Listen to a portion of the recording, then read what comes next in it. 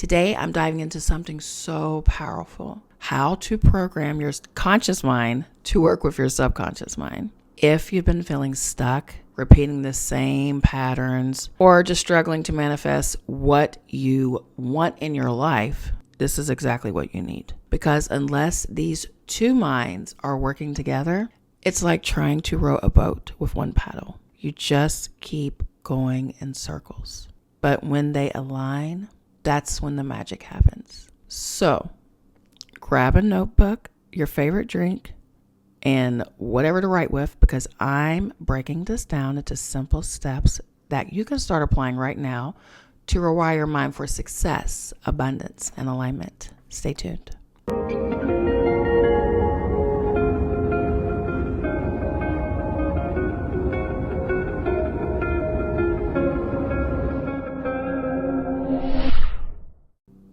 Hey, beautiful souls. Welcome back to Are Magick, where we unlock the power within and create the reality we desire. Step 1, understand the two minds. First, let's break down the roles of your conscious and subconscious mind. Your conscious mind is logical. It analyzes, makes decisions, and processes new information. But your subconscious mind, that's where the real power and magic is. It's like a supercomputer running in the background, storing your beliefs, emotions, and habits.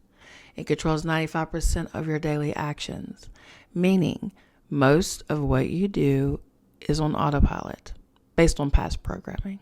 So if you have limiting beliefs wired into your subconscious, like, I'm not good enough, I'm not smart enough, nothing ever works out good for me, or money is so hard to come by.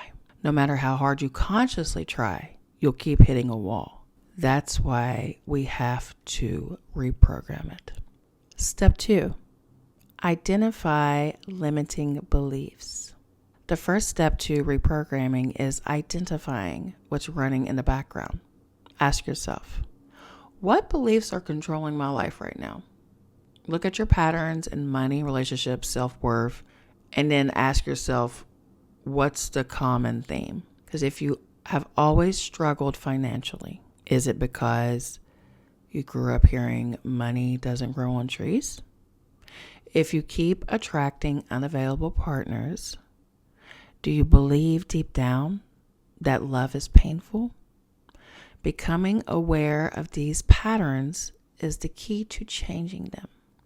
When I think about my limiting beliefs, most of it was programs from my parents, from Sunday school teachers, and elementary school teachers. Feeling that I was not worthy of love or protection came from my father, my dad. You know, a father's job is to love, protect. They're supposed to be the little girl's first love. You're supposed to show me how I'm supposed to be treated. He did not do that. He did the opposite because he was abused severely. So in turn, instead of correcting and recognizing that abuse is not love, it is not parenting, I don't care what anyone says. I have raised 2 young, powerful, divine masculine men who have shown me that you don't have to hit a child to correct them. You don't have to beat a kid. Parents bragging about beating their children, that's not a flex. It's abusive. It's toxic. You're the problem. You are the problem because you say things like, well, my parents beat the crap out of me and look how I turned out. Oh, how'd you turn out though? You're abusing your kids. You're passing on the same pattern. I knew as a small child, I will never raise my kids like this. Now, to be vulnerable, my first son, I passed that beating on to him when he was little, but I caught myself. And I'm so glad that I did, because I was raised that beating your kids and whipping your kids was the right thing to do. Like, it's even in the Bible, you know, spare the rod, spoil a child. Well, I know plenty of children that are adults now who were beaten by their parents, and I promise you they did not turn out okay. And people that say, oh yeah, I'm fine. Go to therapy, honey. You're not fine. That was not right. And if you are making excuses for your parents and what they did to you, that is a limiting, abusive, toxic pattern that needs to be eradicated from your DNA, from your generations. Step into what's best for you, especially if you're a parent, and definitely do what's best for your children. Stop being selfish. Stop making everything about you. Those kids did not ask to be born.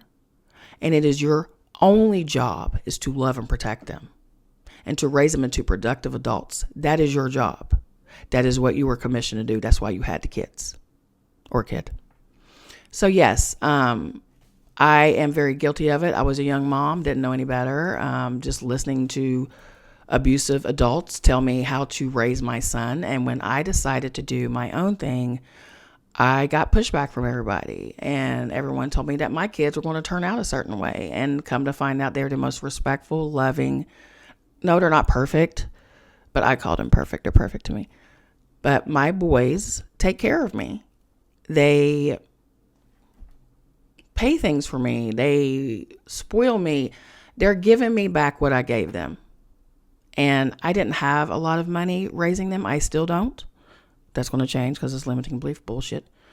But they show me every day that I did the right thing. And I'm not trying to cry, but let's get back to these steps. I ventured off, but this is what I'll do. I will give you examples of my life and how I have struggled and how I've overcame them, how I did not stick with the struggle program. So let's get back into it. Step 3, reframe and replace negative thoughts. Now that you know your limiting beliefs, we flip them. We got to get rid of these things. This is like a supercomputer. There's malware installed. You have to get rid of that virus. So we're going to reprogram it. Your subconscious mind believes what you tell it over and over again. So instead of letting negative thoughts run the show, we replace them with empowering ones. For example, if you catch yourself thinking, I never have enough money, stop. Reframe it. Say, money flows to me easily and effortlessly. The trick is this. You have to feel it as true. Affirmations only work if they have emotion behind them. Emotion is energy in motion. I say this all the time. You have power within you. You can say over and over and over, I am abundant, I am a billionaire, I am rich, I am confident, I am intelligent.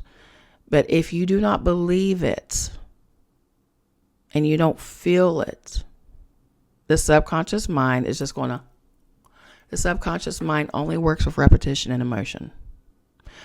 Again, you're programming yourself like a computer.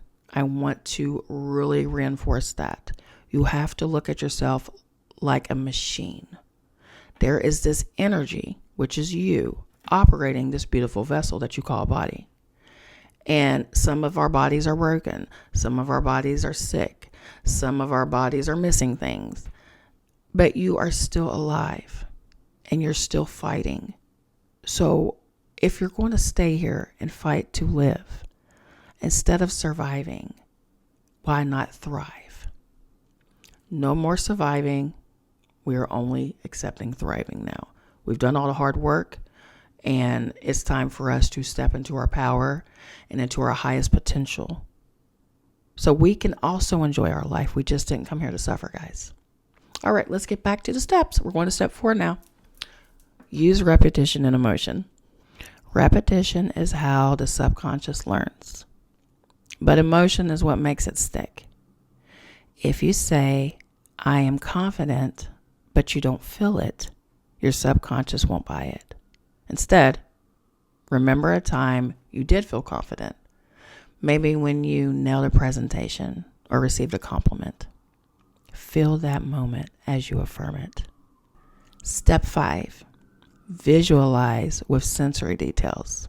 Visualization is one of the fastest ways to reprogram your subconscious because it can't tell the difference between imagination and reality. Remember, it's just a supercomputer ready to be programmed. It's a hard drive, okay? If you want to attract abundance, don't just say, I am wealthy. See yourself log into your bank account and seeing a massive balance. Feel the excitement of financial freedom. See yourself traveling. See yourself winning the Powerball. The more detailed, the better. Step 6, align actions with your new programming. Here's where most people go wrong. They do the mindset work, but they keep taking the same actions. Your conscious mind has to align with your subconscious programming.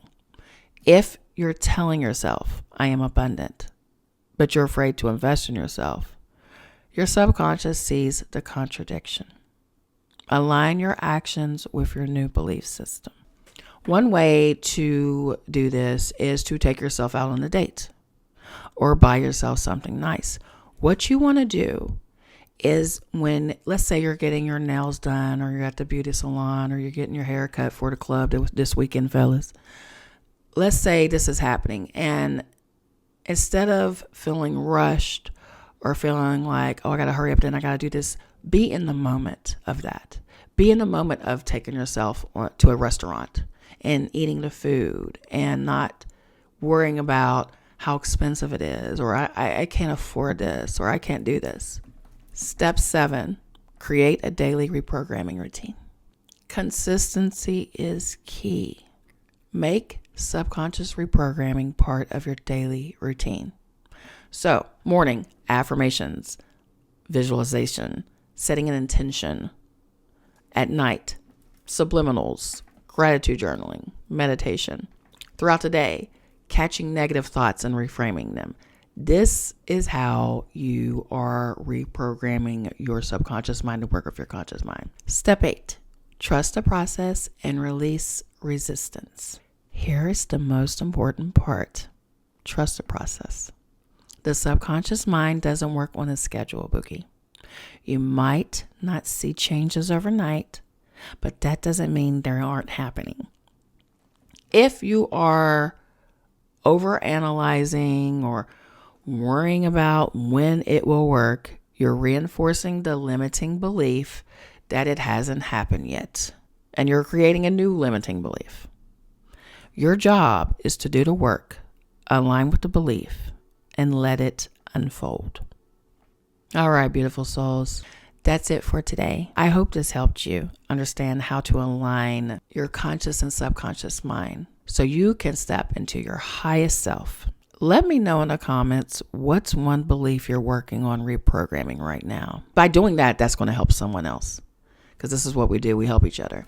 And if you've enjoyed this, family, don't forget to like, subscribe, and share this with someone who needs it. And until then, stay magical. I love you. Remember, we are magic and we are one. And ultimately, the mind is the true altar where your reality is created. I love you.